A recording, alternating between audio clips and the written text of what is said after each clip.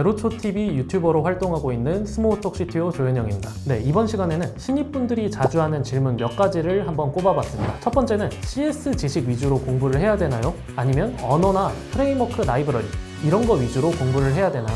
이 질문이었어요. 이게 사실 저도 답변 드리기가 조금 애매한데 이거는 이제 여러분들이 지원하시는 회사에 따라서 다릅니다. 만약에 여러분들이 지원하시려는 회사가 기본기가 튼튼한 신입들을 뽑아서 자기네들이 알아서 가르치겠다, 이런 경우에는 CS 지식 위주로 물어볼 가능성이 높아요. 그렇게 기초가 튼튼한 신입들 뽑고 나서 기술을 가르치거나 뭐 과제 같은 거 내거나 이래서 성장할 수 있는 시간을 따로 주거든요. 반대로 바로 써먹을 수 있는 사람을 뽑으려는 회사, 그런 회사들은 언어, 라이브러리, 프레임워크 이런 데 더 비중을 두고 실전 기술 위주로 물어보는 경우가 많습니다. 근데 그렇다고 해서 양자택일을 해서 어떤 분은 뭐 CS만 공부하시고 어떤 분은 언어, 프레임워크, 라이브러리 이것만 공부하셔서는 안 되는 게, 둘 다 일단 같이 공부는 하셔야 돼요. 근데 어디에 더 포커스를 둘 건가? 그냥 그 선택의 차이거든요. 제가 개인적으로 추천드리는 비중은 언어, 라이브러리, 프레임워크 여기에 좀 더 시간을 많이 쏟으시되, CS 과목 중에서는 자료구조와 알고리즘 이거는 꾸준히 공부를 하시는 게 좋습니다. 두 번째로 자주 나오는 질문이 기본기의 범위가 어디까지인가요? 이 질문이에요.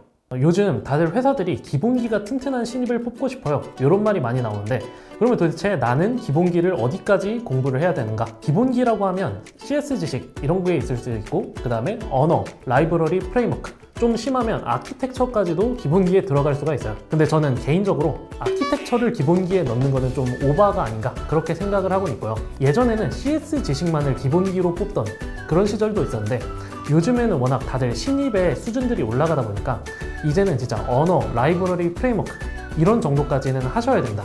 뭔가를 시키면 일단 만들어낼 수 있는, 그리고 만들어내기 위해서는 사실상 프레임워크까지 다 능숙하게 사용을 하실 수 있어야 되거든요. 근데 이러면 또 너무 부담으로 와닿으실 테니까 제가 딱 기준을 정해드리자면, 일단 돌아는 가게끔 만들어야 된다 이렇게 생각을 하시면 될 것 같아요.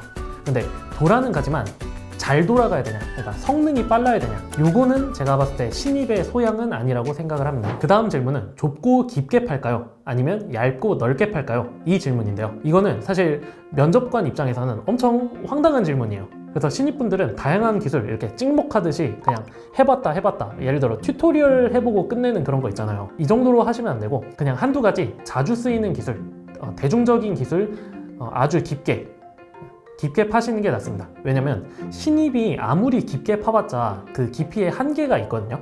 그래서 뭐 깊게 팠다고 해도 면접 질문으로 막 두세 개 정도 던지면 바로 그 수준이 드러나요. 본인 주장으로는 깊게 팠다고 했는데도 사실 진짜 그냥 신입의 수준을 벗어나지 못한 이런 경우가 많아요. 그래도 여러분들 스스로 생각하기에 나 이 정도면 깊게 판 것 같아, 요 정도 하실 때까지는 공부를 하셔야 돼요. 네, 이제 그 다음 질문은 면접관이 왜 이 기술을 선택했나요? 라고 이렇게 물어봤을 때 할 말이 없어져서 어떻게 대답해야 되는지 모르겠다, 이 질문을 많이 주셨는데요. 이거는 사실 여러분들한테 팩폭을 좀 드려야 될 것 같아요. 아프시겠지만 일단 한번 맞아주세요. 이게 사실 그냥 여러분들이 그냥 유명한 거 아무 생각 없이 따라서 썼다, 요 의미밖에 안 되거든요. 보통 어떤 기술을 고르거나 어떤 식으로 코딩을 할 때는 항상 왜가 있어야 돼요. 왜 내가 이걸 골랐는지, 또는 왜 내가 이렇게 코딩을 했는지.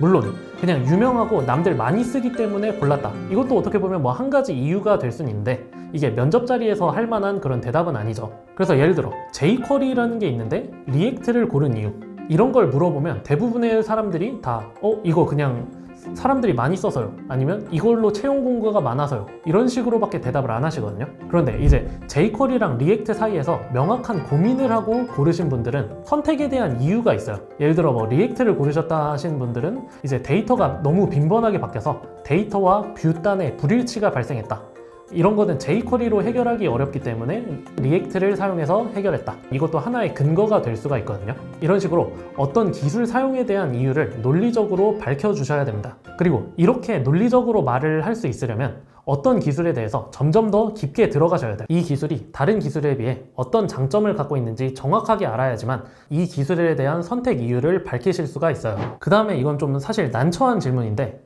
공백기 때 뭐 하셨나요? 이런 질문이 있어요. 이거는 단순히 경력직한테만 묻는 질문이 아니라 신입한테도 대학교 졸업하고 나서 공백기 동안 뭐 했냐, 왜 바로 취직 안 하고 1, 2년 놀았냐, 이런 식으로 질문이 들어오고는 해요. 이런 질문 들어오면 그냥 솔직하게 나 이런 기간 동안에 뭐 했다 이렇게 솔직하게 말하셔도 되는데, 이 질문을 하는 목적 자체가 공백기가 있어서 뭔가 감 같은 게 떨어지지 않았을까, 그런 게 우려돼서 질문을 하는 거거든요.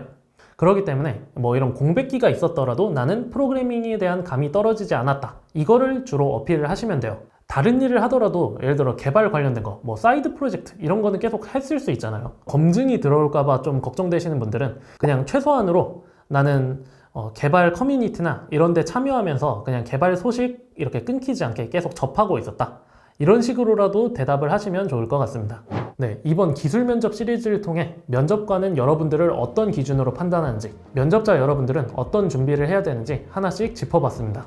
면접이라는 자리는 정답만 달달 외워서 대답을 하는 게 아니라 내가 얼마나 논리적인 사고를 할 수 있는지, 그리고 내가 얼마나 같이 일하기 좋은 사람인지, 이거를 어필하는 자리라는 거를 꼭 기억을 해주시고요.